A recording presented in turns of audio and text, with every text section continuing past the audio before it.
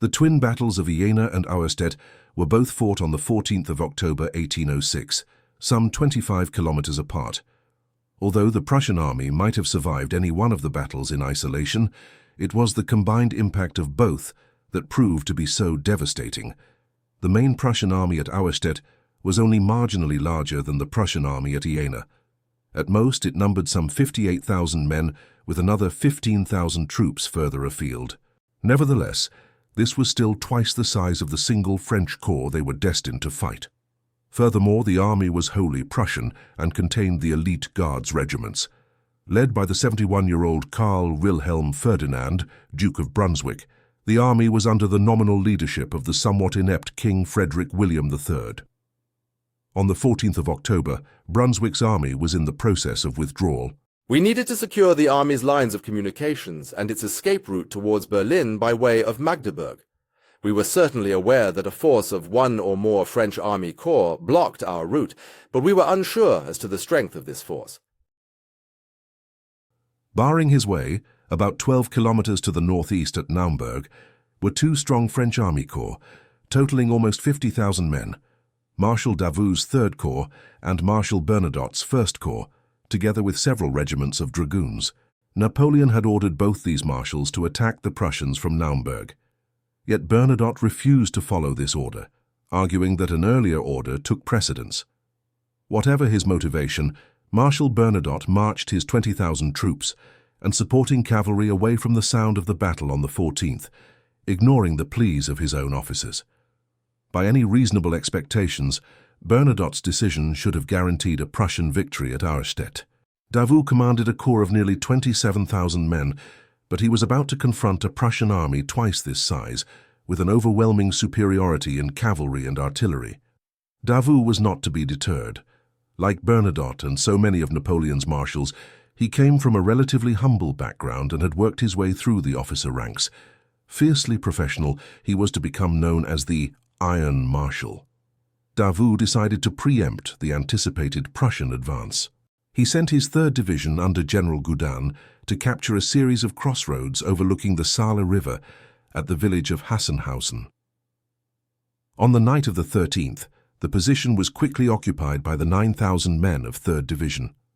In the early hours of the 14th, a Prussian forward unit advancing through the mist and darkness were ambushed by these French troops, losing 4 cannons.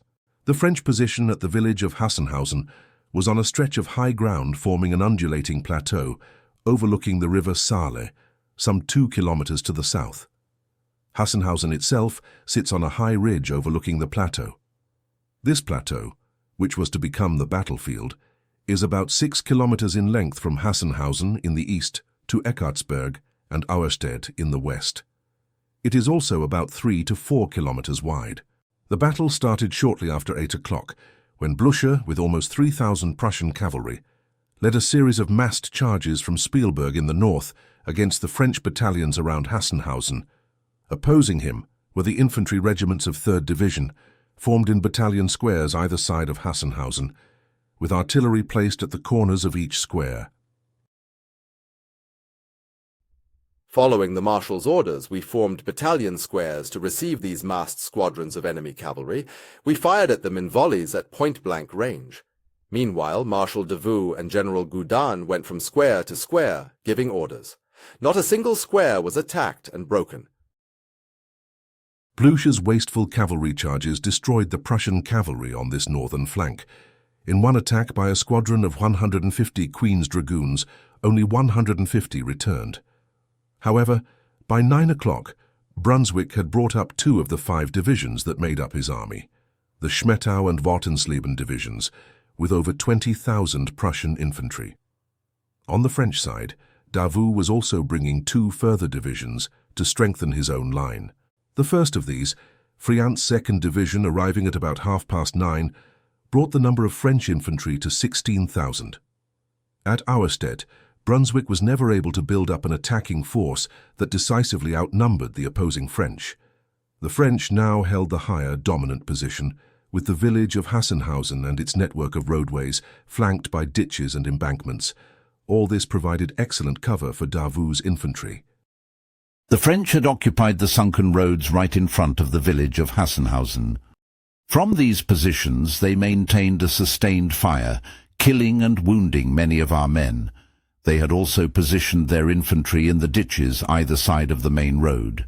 We had so many casualties that our regiments were eventually reduced to half strength. Without a doubt, the battle depended on which side was able to capture and hold Hassenhausen. Unable to do so, we faced catastrophe. Between 10 and 11 o'clock, a 3rd Prussian division arrived, the Prince of Orange Division. But by this time, the Prussian front line was already crumbling. Hassenhausen was a village of farm buildings, where barns and circuit walls surrounding a central yard. Built like small forts, these buildings were perfect for defense and an attacker's nightmare. The Prussians were simply unable to capture the village, despite their attempts to storm it. At about this time, Brunswick was mortally wounded, shot through both eyes. After this, centralized command ceased to function. The Prussian frontline regiments, low on ammunition and weakened by 3 hours of incessant casualties, now found themselves overlapped, outflanked, and increasingly outnumbered. Throughout this unequal fighting, the French dominated the artillery battle, as a French post-battle report explains. The center of the Prussian line, placed in front of the village of Hassenhausen, was soon broken by our 12th and 21st regiments. Our men were supported by the fire of a battery of 2 8-pounder guns and 1 4-pounder gun of the 11th Foot Artillery and the guns of a half-battery of the 5th Horse Artillery, which destroyed 3 Prussian cannon placed in front of the village. It was now approaching 11 o'clock, and Davout's final reserve division had arrived. This was General Moran's 1st Division, bringing the French 5 fresh regiments and an additional 10,000 men. Despite the overall numerical superiority of the Prussians, on the front line itself it was the French who outgunned and at times outnumbered the Prussians, decisively. With their infantry decimated and beginning to pull back, the Prussians could only oppose this new force with their remaining cavalry, now led by the 34-year-old Prince William of Orange, in person. Prince Wilhelm had arrived on our right flank bringing a very large force of cavalry, but we lacked a general capable enough to organize a massed charge. For, as the prince led the Blucher Hussars in an initial charge, his horse was killed and he was wounded. The charge was repulsed and each successive charge met the same fate. The Willmann Horse Artillery Battery managed to fire into the enemy squares, but every time it blasted a gap, the French managed to close ranks. On the northern flank of the battlefield, what remained of the Prussian divisions had already begun a full-scale retreat.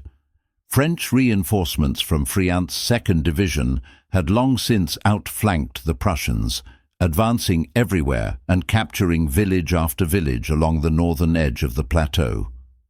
To the south, Moran's newly arrived regiments also began their advance. At this point, Davout ordered a general advance of his entire line. In the south, elements of the Prussian Guards Division tried to slow the French advance through a series of rearguard actions. First at the village of Rehausen by the 18th King's Regiment, and then at Sonnenberg Hill by the Light Infantry Reserves, backed by the remaining Guard units. In an effort to stop the French, the Sonnenberg Hill and the ground adjoining it to the south and west were occupied by 3 battalions, including the Oswald Light Battalion and the 4th Greifenberg. They were supported by the Guards regiments with their artillery. Here, our Prussian Fusiliers and Jägers were more than able to hold their ground. The French were unable to advance any further. Battlefield here. Hassenhausen, the new road that's been built. The fields you can see right across the battlefield to Togwitz in the far distance. Rehausen is below us and Sonnenberg is opposite. Throughout this time, command had passed to King Frederick William III, at least in theory. In reality, the king was profoundly unsuited to command and unable to make any decision himself, and this contributed to a stultifying paralysis of leadership. With the fading light, the Prussian reserve divisions slowly withdrew to join the general retreat. The outcome of the battle had been astounding in every way. Over the course of 12 hours, the main Prussian field army had been unable to bring its overwhelming superiority in cavalry, artillery and infantry to bear on Davout's single isolated corps. The French maintained an advantage in position, in light infantry and often even in sheer numbers. Their dominant firepower exacted unsustainably high casualties in their less experienced adversaries. The estimated Prussian casualties at Auerstedt were probably as high as 10,000, with a further 3,000 captured as prisoners. Davout's corps also lost some 7,000 men in dead and seriously wounded. Napoleon was not even aware of this victory and could barely believe initial reports of it. In a single day on the 14th of October 1806, all three of the main Prussian field armies had been comprehensively defeated. Over the following days and weeks, what remained of the Prussian army disintegrated, pursued by French cavalry.